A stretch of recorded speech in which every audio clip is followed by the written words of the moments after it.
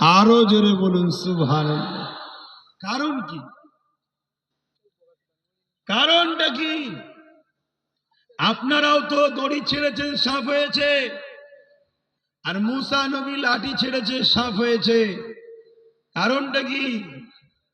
ওই সকল জাদুকররা বলেছিল, এ দুনিয়া মানুষেরা, আমরা দড়ি ছেড়েছি, সাপ হয়েছে। হাকিকাতে কিন্তু দড়িটা দড়ি আছে, মানুষের চোখে ধোকা দেওয়া হয়েছে।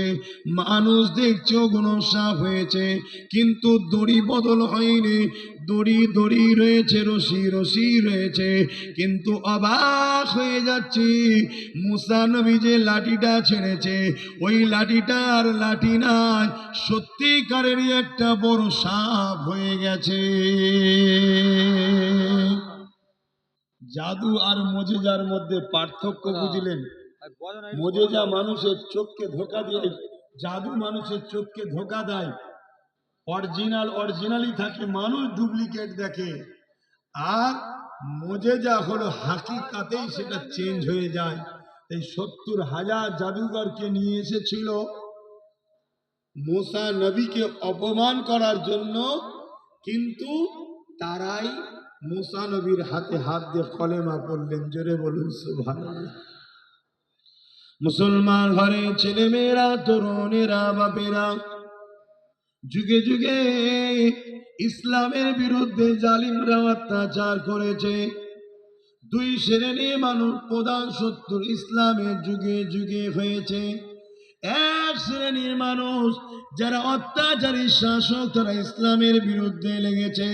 কেননা ইসলাম জালিমদের বিরুদ্ধে লড়াই করার হুকুম দিয়েছে। এই জালিম শাসকেরা সর্বসময় ইসলামকে মিটাবার চেষ্টা করেছে। আর এক শ্রেণীর মানুষ হলো ধর্মগুরু সেজে ধর্মের দোহাই দিয়ে মানুষকে অধর্মের দিকে নিয়ে যায়। তারা ইসলামের সব থেকে বড় দুশ্মন হয়েছে। এ যুবকেরা এই লড়াইটা যুগে যুগে চলে আসতে লেগেছে। আমার নবী পাক যখন দুনিয়া জমিনে আসলেন, আল্লাহ নবী যখন নাই কথা বলতে লাগলেন, ইনসাফ ইনসানিয়াতের কথা বলতে লাগলেন, গরিবের পক্ষে কথা বলতে লাগলেন, অসহায়ের পক্ষে কথা বলতে লাগলেন, মুসলিমের পক্ষে কথা বলতে লাগলেন, এতিমের পক্ষে কথা বলতে লাগলেন।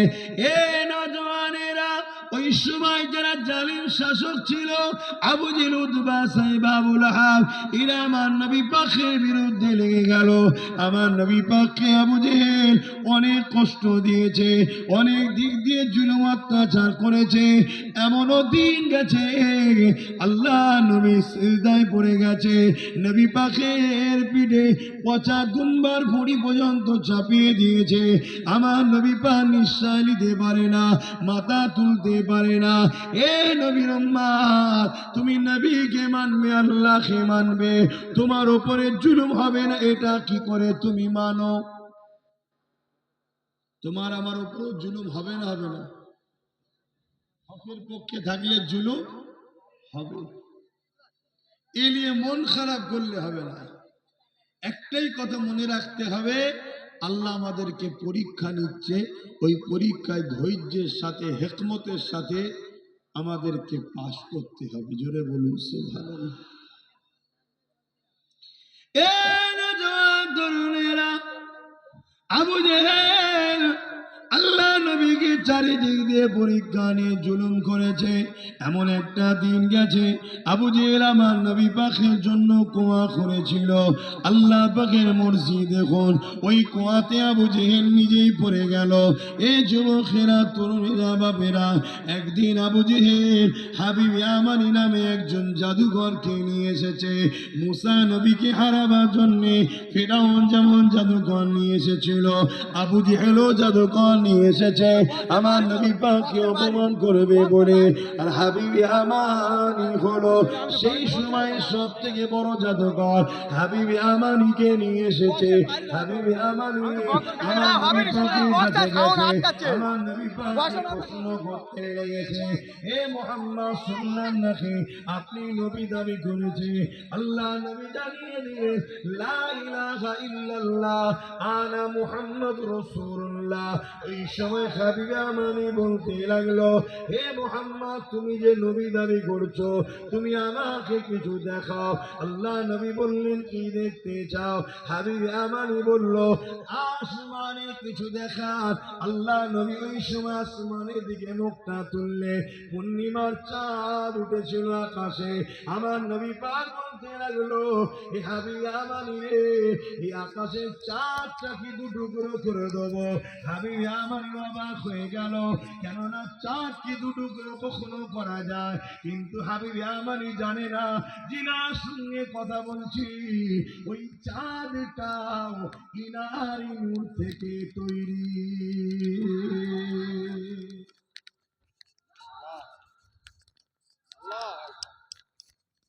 খুব মন দিয়ে শুনবেন, কথা বলতে হয়তো কষ্ট হচ্ছে, কিন্তু কথাগুলো তো শুনুন। হাবিব আমানি আর কোনো উত্তর দিচ্ছে না, কেন? তার মুখের বল হারিয়ে গেছে। চাঁদ দুটুকরো করবে বলছে, এটা কি করে হয়?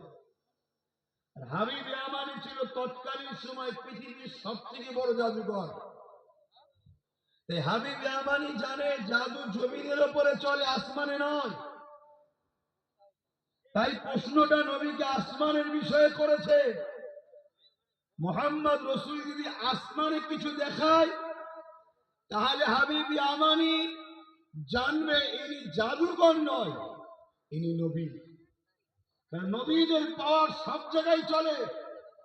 জাদুকর দুনিয়াতে মানুষকে ধোঁকা দেয়, চোখে মানুষকে তার ধোঁকা দিয়ে তাকে ভুল দেখায়। তাই আর রসুল যখন বললেন চাঁদটা দুটুকরো করবো, হাবিব আমানি তো অবাক, যেটা কি করে হতে পারে। আল্লাহ নবী আর কোনো কথা না বেরিয়ে আসমানের দিকে আঙুলটা তুলে চাঁদের দিকে ইশারাটা যখন করলো, সঙ্গে সঙ্গে আমার নবী পাকের ইশারা পাওয়ার সাথে সাথে চাঁদও যে নবী পাকের উম্মত, নবী পাকের যে গোলাম, ওই গোলামের পরিচয় দিতে লাগলো। এ যুবকেরা, আমরাও নবীর উম্মত দাবি করি, আমরাও নবীর গোলাম দাবি করি, কিন্তু কারো হাতে যদি একটা অস্ত্র দিয়ে বলা হয় তোমাকে পুরো নিজের গর্দান কাটতে হবে না, কলিজাখানা বার করে দিতে হবে না, নবী পাকের প্রেমে শুধু একটা উংলি কেটে দেখাও, আমরা কতজন পারবো? এ যুবকের অবাক বিষয় শুনুন, আকাশের চাঁদটা আমার নবী পাকের ভালোবাসায়, নবী পাকের গোলামিতে নিজেকে দুটুকরো করে দিয়েছিলেন। আরো জোরে বলুন সুবহান। শুধু দুটুকরো হয়ে গেছে নয়, এক পালি পাহাড়ের এ মাথাতে আর এক পালি পাহাড়ের ওই মাথাতে মধ্যরাত পর্যন্ত এই চাঁদটা দাঁড়িয়েছিল। হাবিব আমানি অবাক হয়ে গেল, হাবিব আমানি বুঝতে পেরে গেলেন এ আর কোন জাদুঘর নয়। কিন্তু হাবিব আমানি তখনও কলেমা পড়েনি। এদিকে আবু জেহেল বলতে লেগেছে, ও হাবিব আমানি, দেখেছো মুহাম্মদ কত বড় জাদুকর, তাহলে আমার রাসূলুল্লাহর বিরুদ্ধে মিথ্যা প্রচার যারা করে তাদেরকে আবু জেহেল বলা হয়। সেদিন বড় আবু জেহেল করেছিল, আজকে ছোট খাটো আবু জেহেল এই জমিনের উপরে আছে না নাই? দাড়িওয়ালা সেজেও আবু জেহেল আছে না নাই? টুপি পরেও আবু জেহেল আছে না নাই? আবার প্যান্ট শার্ট পরেও আবু জেহেল আছে। এক কথায় যারা আমার নবীর বিরুদ্ধে কথা বলে, মন্তব্য করে, তারা আজকের আবু জেহেল। বুঝতে পারছেন? হাবিব আমানি কিন্তু তখনও কলেমা পড়েনি। হাবিব আমানি আমার রসুলকে বলছে যে মুহাম্মদ, বলতে পারবেন যে আমার অন্তরে একটা কষ্টদায়ক কথা আছে, ওই কথাটা কি? শুনছেন যুবকরা? শোনো, কেন সামনে